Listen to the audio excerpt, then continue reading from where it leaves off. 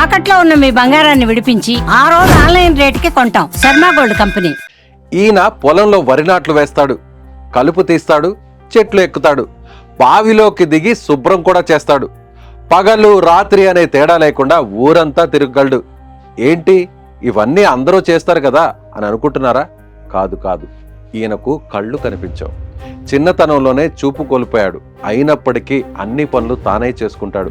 కళ్ళు కనిపించకపోయినా సమాజంపై ఆధారపడకుండా తన పనులు తనే చేసుకుంటూ ఇతరులకు సాయం చేస్తూ అందరి చేత బళ అనిపించుకుంటున్న ఈ 75 ఏళ్ల వృద్ధుడు అందరికీ ఇప్పుడు ఆదర్శంగా మారాడు. ఇది కేవలం ఒక అంధుడి కథ కాదు, శారీరక లోపాలు ఆత్మస్థైర్యాన్ని అడ్డుకోలేవని నిరూపించిన ఓ ఆదర్శ కథ. నీకు ఎన్ని సంవత్సరాలు? 70 దాటి దిగిన లోపలేదు. 70 దాటి వస్తుంది. మరి 70 దాటుతున్నా కళ్ళు కనబట్టలేదు. ఈ పొలంలో నీ పనులు గట్టి ఎలా చేస్తున్నావు? భగవంతుడు వీడికి కనబడదురా, వీడికి శక్తి ఇవ్వని భగవంతుడు ఇచ్చిన శక్తి మనలో చేయటం ఉంది. భగవంతుడు ఇచ్చిన శక్తి.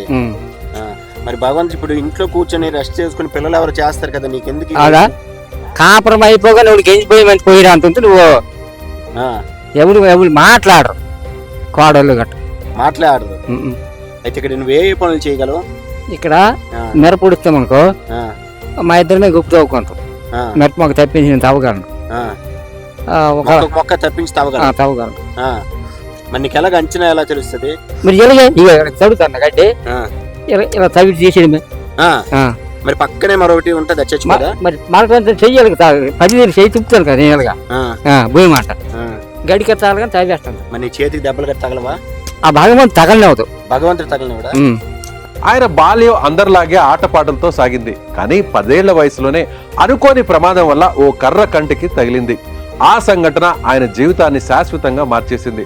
అప్పట్లో నేటి ఆధునిక వైద్య సౌకర్యాలు లేవు కాబట్టి కంటికి తగిలిన గాయాన్ని నయం చేయడానికి వైద్యులు హాస్పిటల్కి తీసుకెళ్లాలని సూచించిన పేదరికం అడ్డు నిలిచింది. కనీస ఆర్థిక స్తోమత లేకపోవడంతో గ్రామీణ వైద్యం, మూలికా వైద్యంపైనే ఆధారపడాల్సిన పరిస్థితి. అప్పటి స్థానిక వైద్యుడు కంటిలో ఏదో పసరు మందు వేశాడు. ఆ పసరు మందు ఫలితంగా గాయపడిన కన్ను పూర్తిగా కన్ను చూపు పోయేలా చేసింది. చీకటి ఆయన జీవితంలోకి నెమ్మదిగా అడుగుపెట్టింది. ఆ సంఘటన జరిగిన సుమారు 1 సంవత్సరం కాలంలో విధి మరోసారి పగబట్టినట్టు రెండో కన్ను కూడా కుళ్ళిపోయింది. దాంతో రెండో కనుచూపును కూడా శాశ్వతంగా కోల్పోయాడు. ఒక 50 సంవత్సరాల క్రితము, అంటే చిన్న వయసులోనే పిల్లలతో ఆడుతూ ఈ బిల్లాటని ఆడేటప్పుడు ఒక కన్ను పోయింది సార్. అప్పుడులో ఈ డాక్టర్ల వైద్యం అనేది లేని మూలన ఆ రెండో కన్ను కూడా కుళ్ళిపోయిందండి. ఆ కుళ్ళిపోయిన తర్వాత అప్పుడు నుంచి ఆ కన్నులవే 2 కళ్ళు పూర్తిగా కనిపించవండి. కనిపించకపోయినా సరే వాళ్ళకి 2 మగపిల్లలండి, చిన్న పిల్లలు. ఆ చిన్న పిల్లల గురించి ఆ కళ్ళు కనిపించిన టైంలోనే ఈ రైతు పని మొత్తము చేసుకుంటూ కొంతమంది దగ్గర పని చేసుకొని ఆ కుటుంబానికి ఇంతవరకు లాగించుకొని వచ్చాడండి. కళ్ళు అంటూ పూర్తిగా కనిపించవు. కాకపోతే ఇది పరిస్థితి. ప్రపంచం పూర్తిగా చీకటిమయమైంది. దేవుడు తనకు అన్యాయం చేసి కనుచూపులు తీసుకెళ్లినందుకు ఆయన కుంగిపోలేదు. ఎందుకు నాకు ఈ కష్టం అని ప్రశ్నించుకోలేదు. బహుశా అదే ఆయన జీవితంలో అతిపెద్ద మలుపు. ఆత్మస్థైర్యాన్ని కోల్పోకుండా అజేయమైన మనోధైర్యంతో ముందుకు అడుగులు వేశాడు. ఆ చీకటిని సవాలుగా తీసుకొని తన బలహీనతను, తన ఆపదని నిరూపించుకోవాలని దృఢంగా నిశ్చయించుకున్నాడు. కనుచూపు లేకపోయినా ఇంట్లో పనులన్నీ స్వయంగా చేసుకునేవాడు.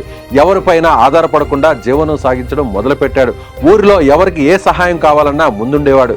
ఆయన నిస్వార్థ సేవ, ఆత్మవిశ్వాసం గ్రామస్తులందరికీ ఆదర్శంగా నిలిచింది. అందరి మన్ననలు పొంది ఊరు మెచ్చిన వ్యక్తిగా పేరు తెచ్చుకున్నాడు.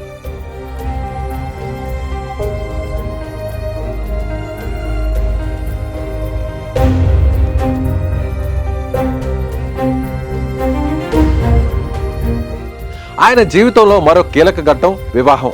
కనుచూపు లేని వ్యక్తిని వివాహం చేసుకోవడానికి ముందుకు వచ్చిన ఒక మహిళను ఆయన పెళ్లాడాడు. వారికి 2 మగపిల్లలు జన్మించారు. తనపై ఆధారపడిన కుటుంబాన్ని పోషించాల్సిన బాధ్యతను ఆయన ఎంతో దీక్షగా స్వీకరించాడు. వారసత్వంగా వచ్చిన కొద్దిపాటి పొలం మాత్రమే వారికి జీవనాధారం. ఆ చాలీచాలని డబ్బులతో కుటుంబాన్ని పోషించడం కష్టమని గ్రహించాడు. అందరిలాగే నేను కూడా నా కుటుంబాన్ని మంచిగా పోషించాలనే తపన ఆయనలో బలంగా ఉండేది. తన కొద్దిపాటి పొలం పనులు చేసుకుంటూనే ఊరిలో ఇతర పొలాల్లో కూడా కూలి పనులకు వెళ్ళేవాడు. కేవలం కూలి పనులు మాత్రమే కాదు, ధైర్యం చేసి ఇతరుల పొలాలను లీజుకు తీసుకొని పంటలు పండించడం మొదలుపెట్టాడు. పొలం పనులు చేయడం, విత్తనాలు వేయడం, కలుపు తీయడం, పంట కోయడం వంటి పనులన్నీ కళ్ళు కనిపించకపోయినా తన చేతులతో, తన అనుభవంతో సమర్థవంతంగా చేసేవాడు. ఆయన పండించిన పంటలు కూడా మంచి దిగుబడిని ఇచ్చేవి.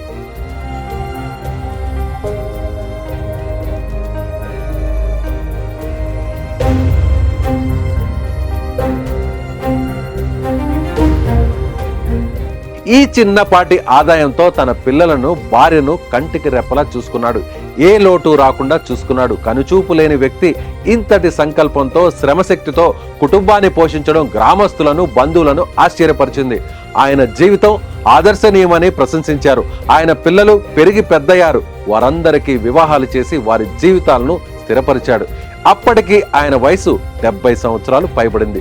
వృద్ధాప్యం, పైగా కనుచూపు లేని జీవితం, తన పిల్లల వివాహాలు కూడా అయ్యాయి కాబట్టి శేష జీవితాన్ని సుఖంగా ఇంట్లో గడపాలని ఆయన కలలు కన్నాడు. కానీ విధి మరోసారి పగబట్టినట్టు ఆయన జీవితాన్ని ఊహించని మలుపుకు తిప్పింది. దురదృష్టవశాత్తు ఆయన కుమారులు తనను ఇంటి వద్ద నుంచి పంపించేశారు. నిస్సహాయ స్థితిలో ఆ వృద్ధుడు మరోసారి ఒంటరిగా మారాడు. ఈ 75 ఏళ్ల వయసులో కనుచూపు లేని ఆ వృద్ధుడు తన కొడుకుల చేత ఇంటి నుంచి వెలివేయబడిన ఆయన ఆత్మస్థైర్యం మాత్రం చెక్కు చెదరలేదు. కురుడు గ్రామం ఆయన శ్రమకు, సంకల్పానికి నిదర్శనం. ఆయన కథ శారీరక లోపాలు, కష్టాలు, ఆఖరికి ఆప్తుల ద్రోహం కూడా ఒక మనిషి ఆత్మవిశ్వాసాన్ని, జీవన పోరాట స్ఫూర్తిని చంపలేవని చాటి చెబుతుంది.